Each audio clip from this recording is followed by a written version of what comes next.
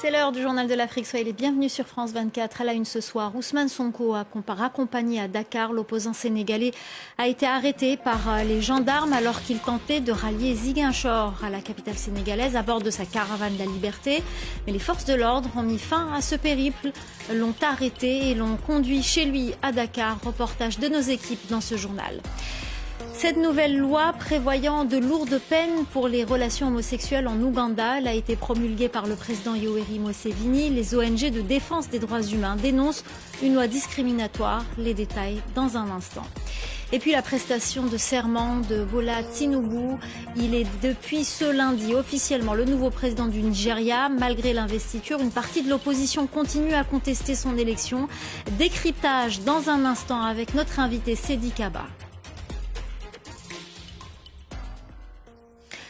Ousmane Sonko n'a pas pu mener sa caravane de la liberté à bon port. Il devait rallier avec ses partisans Ziguinchor, la ville dont il est maire, à Dakar.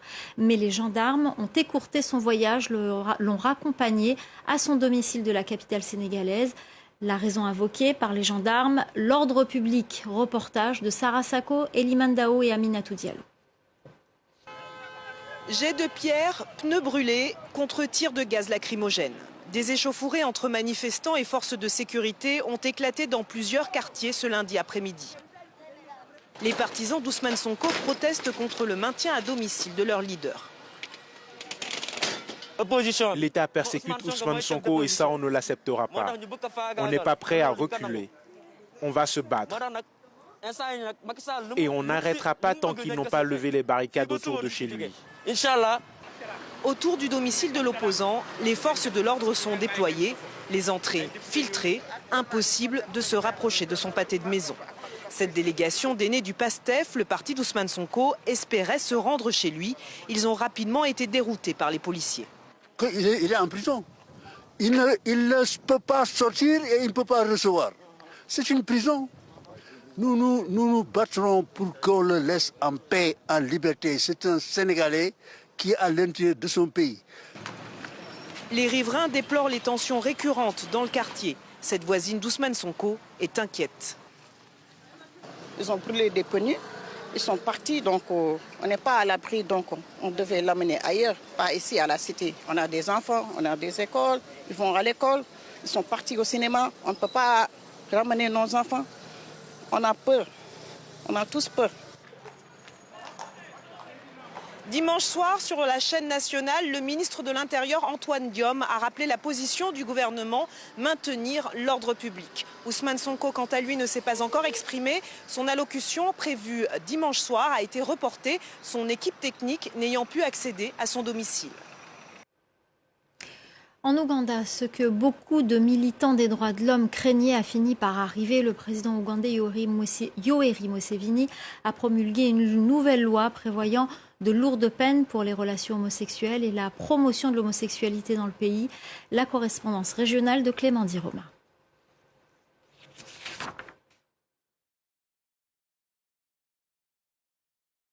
Malgré les pressions occidentales, notamment de la part des États-Unis qui menacent de suspendre un financement de 400 millions de dollars pour la lutte contre le VIH et le sida, eh bien le président ougandais Yoweri Museveni a fait le choix de signer la loi anti-homosexualité en application, un acte qu'attendait une grande majorité des députés du pays puisque le projet est très populaire en Ouganda. Ils avaient d'ailleurs le 2 mai accepté de retirer une peine pour les personnes qui se déclarent simplement LGBT+, à la demande du président. Mais les lignes dures de cette loi restent, comme la peine de mort qui s'applique pour ce que les députés appellent des actes homosexuels aggravés ou encore 20 ans de prison censés punir la promotion de l'homosexualité, ce qui pourrait pénaliser les associations de défenseurs des droits dans le pays. Alors ces derniers peuvent encore déposer des recours devant la Cour constitutionnelle qui avait déjà annulé une loi similaire en 2014, mais en attendant, la plupart des opposants locaux à cette loi se font plutôt discrets par peur d'être arrêtés pour promotion de l'homosexualité. Début de mandat difficile pour Bola Tinubu, le nouveau président nigérian. Il a prêté serment aujourd'hui, alors que les principaux partis d'opposition contestent toujours son élection. C'est dans ce contexte que l'ancien gouverneur de Lagos devra relever de gros défis. Beaucoup de Nigérians semblent sceptiques quant à sa capacité à le faire. Il a tenté de rassurer tout à l'heure, écoutez-le. Notre administration vous gouvernera uniquement en votre nom, mais ne régnera jamais sur vous. Nous consulterons et dialoguerons, mais nous ne dicterons jamais. Nous tendrons la main à tous, mais nous ne rabaisserons jamais une seule personne parce qu'elle a des opinions contraires aux nôtres. Nous sommes ici pour réparer et guérir cette nation, et non pour la déchirer et la blesser. Nous défendrons la nation contre la terreur et toutes les réformes de criminalité qui menacent la paix et la stabilité de notre pays. Alors pour en parler, nous avons le plaisir d'accueillir Seydi Kaba, journaliste, écrivain, fin connaisseur du Nigeria et spécialiste de Boko Haram. Vous êtes auteur, je le rappelle, du livre « Voyage au cœur de Boko Haram », un parmi tant d'autres. Merci beaucoup Seydi Kaba d'être avec nous ce soir. C'est toujours un plaisir de venir à ce plateau. Merci beaucoup. Alors, première question, elle concerne la légitimité du nouveau président nigérian. On l'a vu, des partis d'opposition le contestent son élection. Comment va-t-il faire pour entamer ce mandat dans cette illégitimité ou retrouver une légitimité? Non, je pense que le président Tinubu va s'en remettre à la décision que la Haute Cour du Nigeria, qui est en charge du contentieux électoral, va rendre. La décision qu'il rendra, il s'y pliera.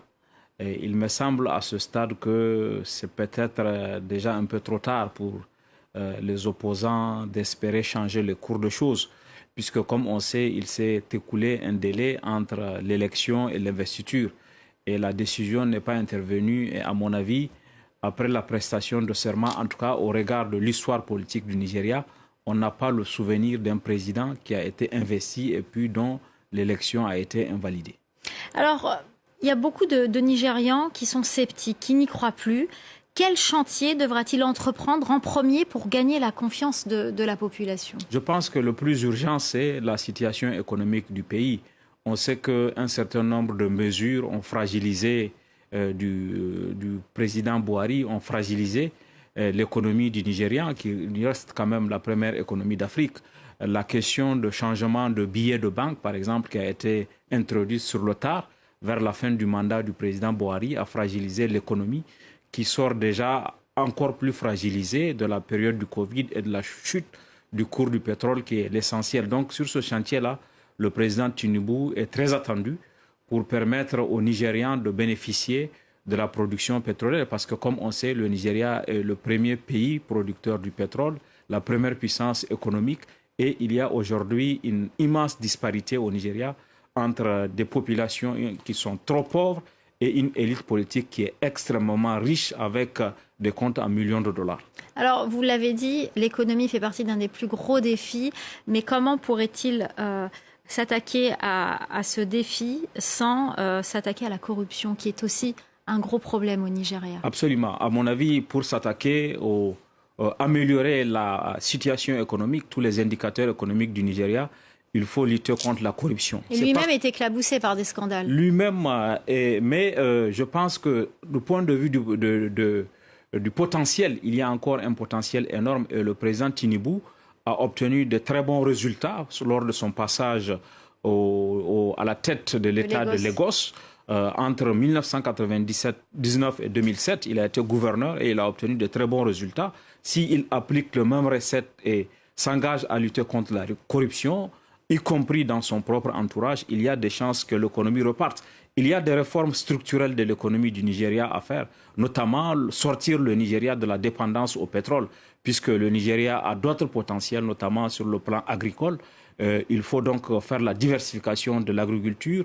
Et le Nigeria est un pays qui a un dynamisme économique en matière de commerce qu'on ne trouve pas ailleurs. Comme on sait, par exemple, le premier homme le plus riche d'Afrique est un Nigérian, Dangote. Il y a aussi un secteur pétrolier nigérian qui est un secteur bancaire aussi qui est très puissant. Donc il faut cette politique de diversification, donc les réformes structurelles. À côté desquelles, il y a des éléments conjoncturels. Et à mon avis, si le Nigeria, qui représente à lui tout seul 65% de l'économie de la CEDEAO, la Communauté économique d'Afrique de l'Ouest, profite de la création de la zone de libre-échange économique, il peut être la locomotive de cette région et entraîner les autres pays voisins justement et assurer la prospérité économique à la fois pour les Nigérians et pour la sous-région. Alors, on a une autre problématique au Nigeria qu'on regarde beaucoup et qui inquiète, c'est l'insécurité. L'insécurité d'abord liée aux groupes terroristes, notamment Boko Haram, que vous connaissez bien, et puis l'insécurité liée à la délinquance. Là aussi, on voit qu'il y a un chantier important et qui aussi va peut-être déterminer la situation sécuritaire dans d'autres pays voisins. Absolument, et ça c'est très important parce que les promesses que l'arrivée de Buhari avait suscitées en 2015 en tant que président n'ont pas été complètement tenues. Et donc il est important que le président Tinubu s'attaque immédiatement dès son investiture sans qu'il bénéficie même d'une période de grâce à cette urgence sécuritaire. Et aujourd'hui, quand on regarde la situation sécuritaire, le groupe djihadiste ont perdu beaucoup en puissance.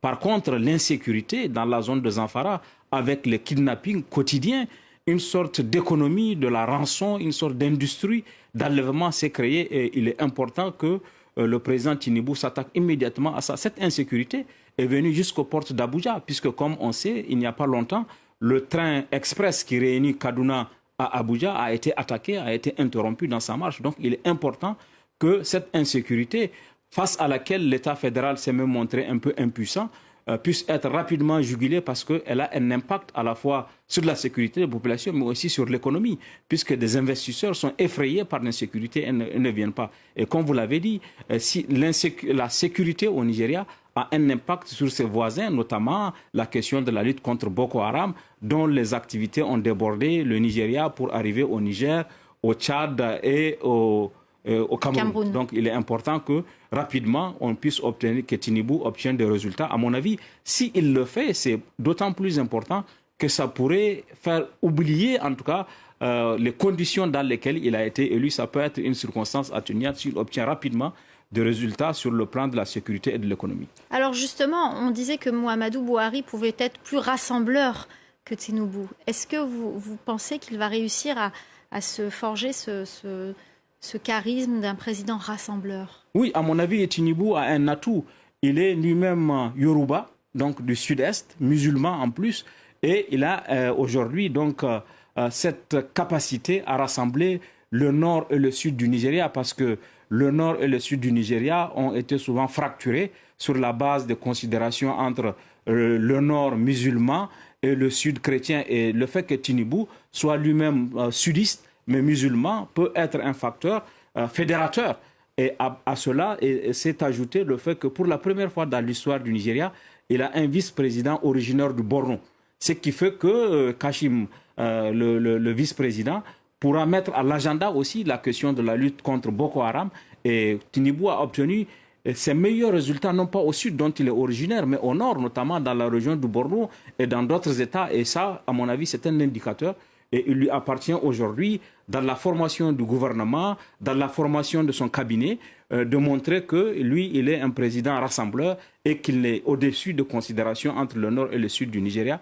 À mon avis, si tout cela est fait, et avec le potentiel que le Nigeria a, parce que ce qui est séduisant pour ceux qui partent au Nigeria, c'est le dynamisme. Le Nigeria, c'est le pays de tous les possibles. C'est une sorte des États-Unis d'Afrique, parce que vous savez, souvent on dit que les États-Unis, c'est le pays de possibles. Le Nigeria aussi, c'est un pays extrêmement ouvert, où vraiment les potentialités peuvent se réaliser. Alors justement, on s'est rendu avec l'équipe du Journal de l'Afrique au Nigeria et on a vu le potentiel de cette jeunesse, mais cette jeunesse qui n'y croit plus, qui veut quitter le pays. Que faudra-t-il faire pour que cette jeunesse reste et qu'elle y croit encore? Alors il faut l'accompagner, il faut absolument accompagner, parce qu'au Nigeria, je pense que ce qui est très rassurant, en tout cas, c'est la capacité, l'espoir que les jeunes Nigérians ont, si on leur donne les potentiels, si on les accompagne, de réussir. Les gens ne cherchent pas, à la différence des autres pays africains, à devenir fonctionnaires de l'État. Vous avez vu les start-up que les gens peuvent créer au Nigeria, le développement des TIC, le développement, par exemple, du e-banking au Nigeria, le développement du e-commerce, c'est important. Donc, il faut donner des perspectives à cette jeunesse, l'accompagner en lui donnant le moyen de se réaliser, de créer des auto-entreprises. Et je pense que tout cela est fait. La jeunesse pourrait être un atout et non un frein au développement du Nigeria. Merci beaucoup, Sedi Kaba, journaliste, écrivain, fin connaisseur du Nigeria, spécialiste de Boko Haram. Merci infiniment d'être venu sur ce plateau. C'est la fin du Journal de l'Afrique. Restez avec nous. L'info continue sur France 24.